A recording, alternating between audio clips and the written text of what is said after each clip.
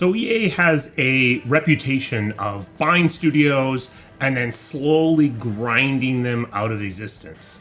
Is this a fair reputation, and why is this happening? To start with, I'll say that I do think it actually kind of is a fair reputation. When you look, you can see that they've had quite a long track record of buying studios, and then over time, those studios falter, and then they might disappear, or they might get subsumed underneath some other organization, turning into essentially an insourcing arm of a different studio or disappearing altogether. But this is not something that's happening maliciously at a corporate level. EA paid perfectly good money for this company, this studio. So they don't want it to stop existing. They don't want their investment to stop generating revenue. So what is going on? There are two primary reasons that this is happening. So the first is this: when you are bought by a big publisher like EA, what's coming with that purchase is the organizational momentum of the company that's purchased you. In the case of EA, that machinery, that momentum is built around shipping sports titles. EA leadership likes to say all the time that they don't want to be just the studio that ships soccer games, that ships FIFA. But the reality is that they have put a lot of processes in place designed to make sure that the sports titles ship on time every single year. Because the reality is that for sports titles, if you don't hit your date, you might as well not even bother. If you don't hit the beginning of a season, you might as well not even ship that game at all. So over time, EA has built up these processes that are around having constraints and controls over certain things. And it's a big company, so there's a lot of pressure coming from those processes and that bureaucracy of the corporate culture. Now, you're coming into this relationship with a lot of your own culture and processes, and you will naturally be resistant to these changes because it's just the way things are. So they're kind of pushing you up this slope, and the studio leadership will be pushing back, pushing you down, and you're going to be going back and forth, pushing and pulling over culture. But one day you're going to lose one of these fights, and that little bit of culture is going to tip over the edge, and you are going to lose that battle. And that's when you realize it's not a single battle, that what it actually is this long series of battles. And actually, you've already lost some of these battles. Some of them you didn't even try to fight because the new structure that came with your acquisition seemed better. So maybe you moved HR services from being independently operated to being part of the greater EA HR organization or payroll. What you also realize now that you've lost this fight is that it's a ratchet. The overall weight of the EA corporation means that once you lose one of these fights, there's no going back. You don't get something back once you've given it up. Once you've moved something into central control, there's no argument to be made to bring that control back under the studio. Now what you are realizing is that you're fighting an ever-losing battle, because you fight and you can move on each individual slope, and sometimes you can go back and forth a few times, but each time you lose the battle, the culture of the studio moves a little bit further towards the culture of the publisher. The reality is that this is a constant pulling from the publisher organization towards itself, because it's built up all of this process and culture around shipping sports titles on time every single year. And I think that's a really important point. It's not just process. It's not just the formal parts of EA that are providing this momentum, this pulling, this force that's drawing towards its culture. It's actually all of this culture that's actually been established at EA as an organization. All of the cultural norms, all of the unspoken norms that have been established over decades. These are part of what is providing this pressure, this pulling towards EA culture. And that's actually one of the reasons why dealing with this is such a big problem, because even when EA wants to do something about it, it's actually fighting against its own internal inertia in order to make these changes. So in order to resist this requires constant expenditure of energy from the leadership of the studio. And any stumble, any momentary lapse results in a rapid loss of ground. Chances are good that this isn't what you actually want your studio leadership to be spending all of their energy on. Chances are you brought them into the organization because they were very creative or they had a certain knack at doing something specific.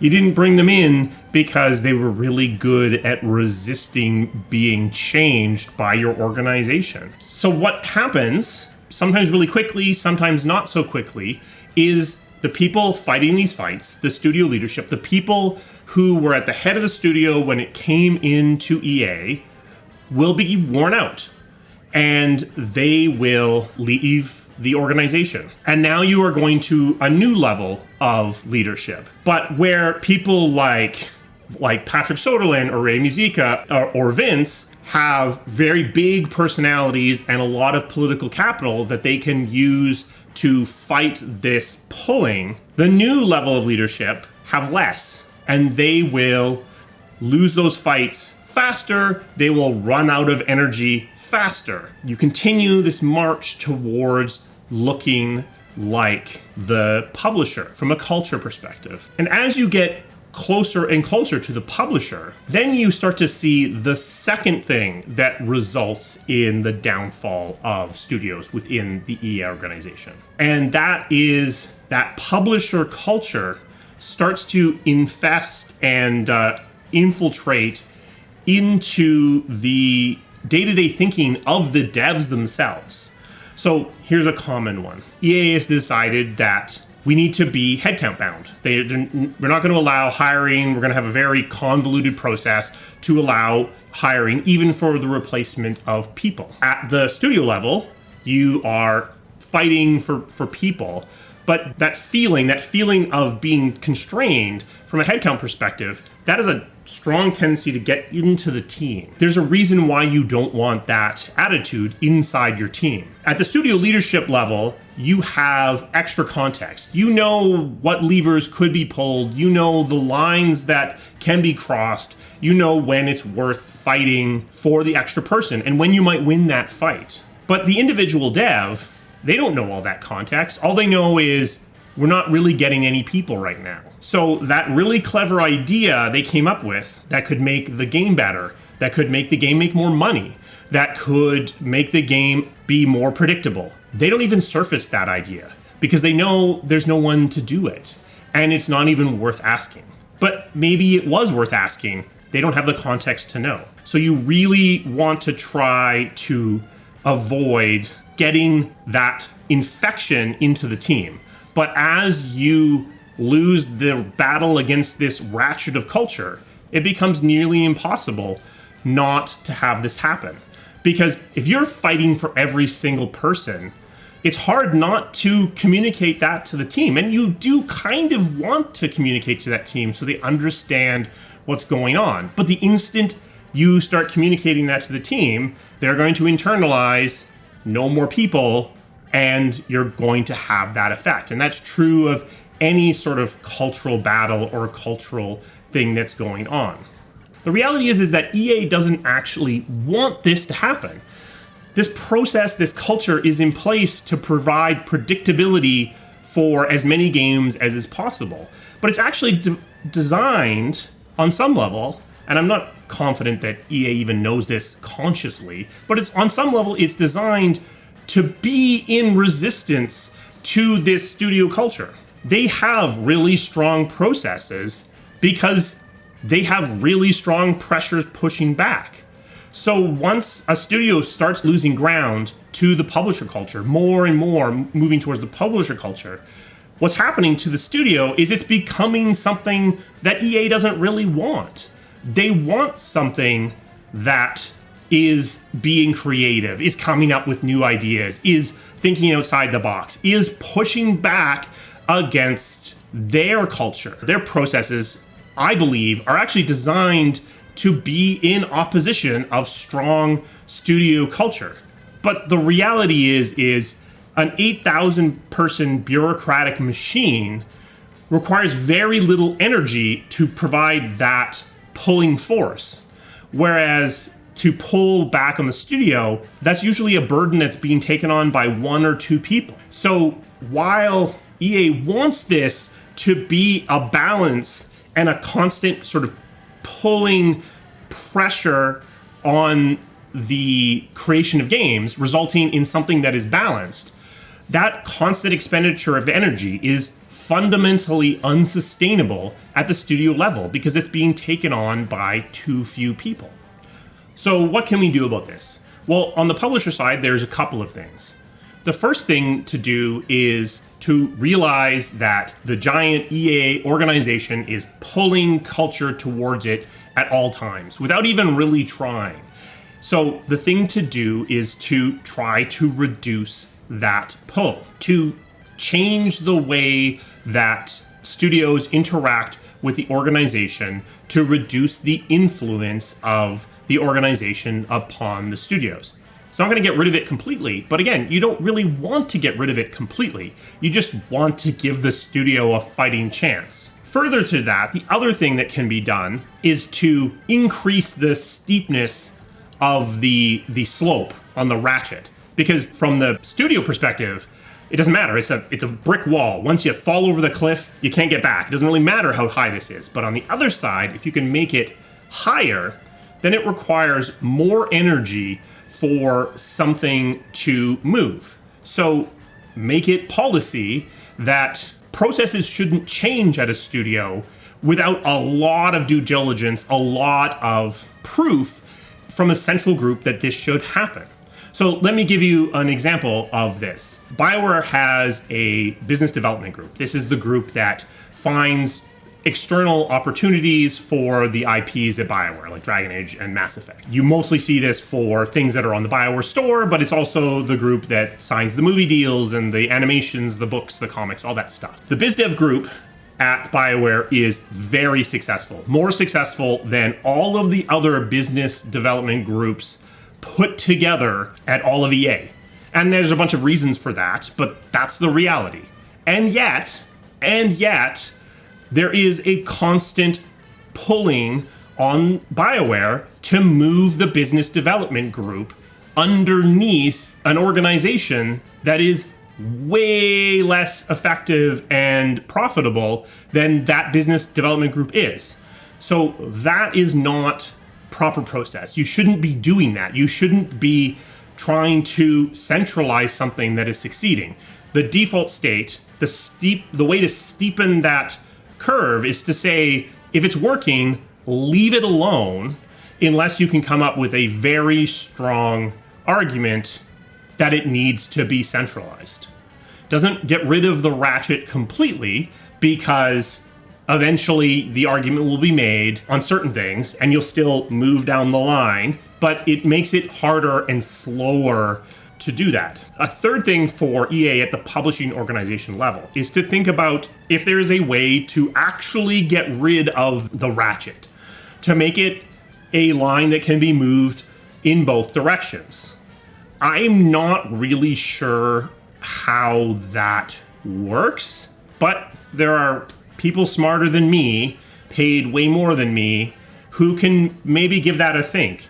If you can make it so that studios can take back some of their culture that they've lost, then what you get is something that allows movement back and forth, and something can be found in the middle, maybe. What about at the studio level? How can you, having recently been purchased by EA, resist this more effectively for longer? First thing to do is to try to bring more energy to your direction, to your pulling. So if it's the studio leadership, can you bring in studio norms or more of the studio organization to provide an extra boost of energy? Can you get other studios on side with you pulling in the same direction to help you resist? The problem with that is because of the way that EA acquires studios, they've already moved down this ratchet a ways, so they may or may not actually be able to effectively help you there. But it's something to think about and look for if you can. The other thing is to try to identify the bits of your culture that are non-negotiable and bring that up as part of the acquisition if at all possible. Because if you can do that and everyone at the table can agree to that, then what you can do is take this ratchet and flip half of it around, and now you have a ratchet that goes one way to a point, and the other direction is flipped around. So that means that the culture can only go so far before it starts running into immovable walls at the studio side. And then what you can get is something where you're basically just bouncing around in this central bit of culture, which is, I think, what you want. You're not going to stay completely the same being acquired by EA.